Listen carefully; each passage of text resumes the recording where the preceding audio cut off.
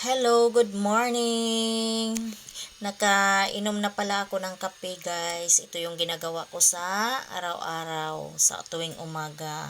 Pagkagising, magtimpla ako ng aking diet coffee na nabili ko sa online.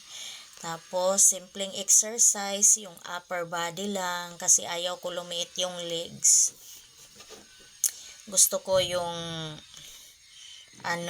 maliit sa upper body dahil medyo lumapad ang likod natin. Nagkakaroon ng laman, and then yung aking braso, kapag ganito na yung napapansin ko guys, diet ka agad, tapos agapan kasi mahirap na kapag dire-diretso yung paglaki, mahihirapan ka nang magpapayat.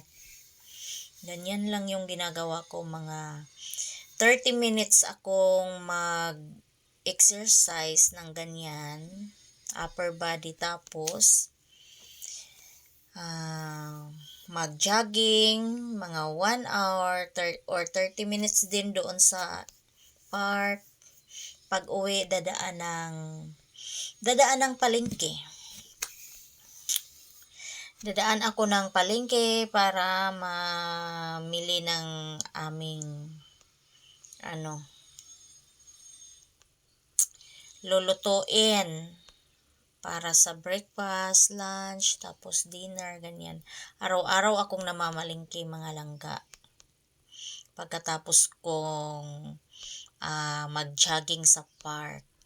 Napakasarap mga langga kapag napapawisan. Parang energetic ka yung buong araw mo. Napaka-energetic kapag laging ang simpleng papawis lang. Ayan, ganyan lang. Pasensya na sa ating outfit guys kasi nakakatamad na magbihis-bihis. Diretso na ako niyan pagkabangon. Ganyan. Tapos tatakbo. Mamalingki na ako niyan. Kaya hindi na ako nagbibihis kapag exercise pagkagising kasi magbibihis pa rin ako pag namamalingki. Ganyan. Mag-walking ako sa park. Ganyan lang siya mga langga. Mag-walking para lumakas ang ating katawan. Lalo na pag nagkakaedad, kailangan mayroong talagang mag-walking talaga, magpapawis.